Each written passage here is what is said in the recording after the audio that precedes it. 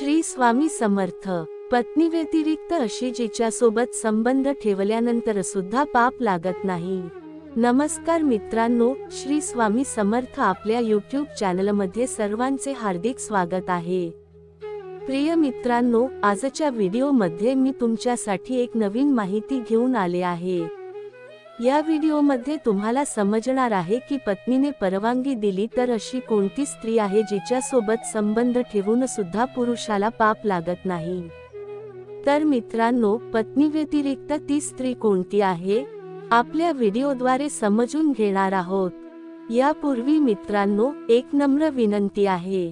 तुम्ही जर अजूनही आपल्या यूट्यूब चॅनलला सबस्क्राईब केलं नसेल तर चॅनलला सबस्क्राईब करून बेल आयकॉन प्रेस करा आणि ऑल नोटिफिकेशन ऑन करा, जेणेकरून आम्ही जी काही माहितीपूर्ण व्हिडिओ तुमच्यासाठी अपलोड करत असतो त्याचे सर्वात प्रथम नोटिफिकेशन तुम्हाला मिळतील.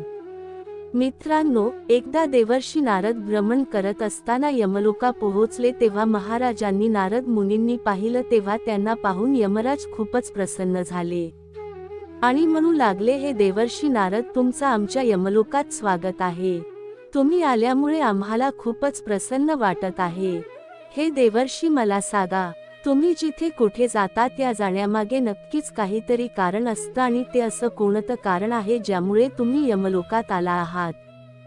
हे महात्मा नारद, तुम्ही हे आम्हा सांगण्याची कृपा करावी आणि आम्हाला तुमची सेवा करण्याची, तुमची शंका दूर करण्याची संधी द्यावी. तेव्हा देवर्षी नारद म्हणतात, हेमराज, तुम्ही तर सर्व प्राणीमात्रांचा लेखाजोखा तुमच्या जवळ ठेवता. प्रत्येकाला त्याच्या कर्मानुसार तुम्ही शिक्षा देत असतात, फार देत असतात. चांगले कर्म केले असतील तर त्याला तुम्ही स्वर्गात पाठवता आणि ज्याने वाईट कर्म केले असतील तर त्याला तुम्ही नरकात टाका. तुम्ही फक्त मानव जातीला शिक्षा देत नाही तर तुम्ही पूर्ण 84 लाख योनीचा लेखाजोखा ठेवला. तुम्ही तर धर्मराज आहात, न्याय करत आहात. देवर्षी नारद मुनींनी असं म्हटल्यानंतरही महाराज म्हणता, हे महात्मा नारद, मी तर प्रभूच्या आदेशाचे पालन करत असतो. जस प्रभूने मला आदेश दिला आहे या आदेशाचा मी पालन करत असतो.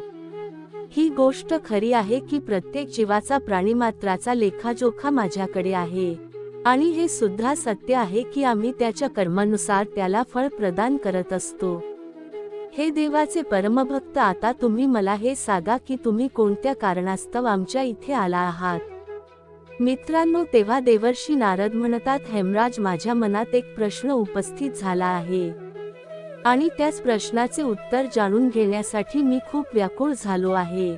मी तुमच्याकडून माझ्या एका प्रश्नाचे उत्तर जाणून घेऊ इच्छित आहे. तेव्हा यमराज म्हणतात, हे नारद मुनी, तुमच्या मनात कोणता प्रश्न उपस्थित झाला आहे तुम्ही मला सांगा. मी तुमच्या प्रश्नाचे उत्तर देण्याचा पूर्णपणे प्रयत्न करीत. मित्रांनो, तेव्हा देवर्षी नारद म्हणता, हे धर्मराज, आपले शास्त्र हे सांगत असतं की मानव फक्त एका स्त्रीसोबत विवाह करू शकतो आणि एका स्त्रीसोबत तो संबंध ठेवू शकतो. दुसऱ्या स्त्रीसोबत जर एखादा मनुष्य संबंध ठेवत असेल तर त्याला खूप मोठा पाप लागतो. परंतु माझ्या मनात हा प्रश्न उपस्थित झाला आहे की स्वतःच्या पत्नी व्यतिरिक्त अशी कोणती स्त्री आहे जिच्यासोबत जर मनुष्य संबंध ठेवत असेल तर त्याला पाप लागत नाही. हेमराज, हाच प्रश्न माझ्या मनाला सारखा सतावत आहे आणि याच प्रश्नाचे उत्तर जाणून घेण्यासाठी मी तुमच्या जवळ आलो आहे. आपल्या शास्त्रानुसार अशी कुठली स्त्री आहे का की जिच्यासोबत संबंध ठेवल्यानंतर मनुष्याला पाप लागत नाही. तेव्हा यमराज म्हणतात, हे महात्मा नारद, हे सत्य आहे की एक अशी स्त्री आहे जिच्यासोबत मनुष्याने संबंध ठेवला तरी त्याला पाप लागत नाही. महात्मा म्हणाले, ते कसं? तेव्हा महाराज म्हणतात, हे नारद मुनी, मी तुम्हाला एक कथा सांगतो. तुम्ही या कथेला लक्षपूर्वक ऐका. या कथेतून तुम्हाला तुमच्या प्रश्नाचे उत्तर नक्कीच मिळेल. तेव्हा देवर्षी नारद म्हणतात, मी तुमची कथा लक्ष देऊन ऐका. तुम्ही मला कथा सांगा आणि माझ्या प्रश्नाचा मला उत्तर द्या. तेव्हा यमराज म्हणतात, हे देवर्षी नारद, हे सत्य आहे की शास्त्रानुसार मनुष्याने फक्त एका स्त्रीसोबत संबंध ठेवावे. दुसऱ्या स्त्रीबद्दल त्यांनी विचारही करू नये. जो मनुष्य दुसऱ्या स्त्रीबद्दल विचार सुद्धा करतो तर त्याला पाप लागते. हे नारद, म्हणून तुम्ही माझ्या कथेला लक्ष देऊन ऐका. प्राचीन काळातील गोष्ट आहे. व्हिडिओ आवडल्यास लाईक सबस्क्राईब करायला विसरू नका. कमेंट मध्ये श्री स्वामी समर्थ लिहा.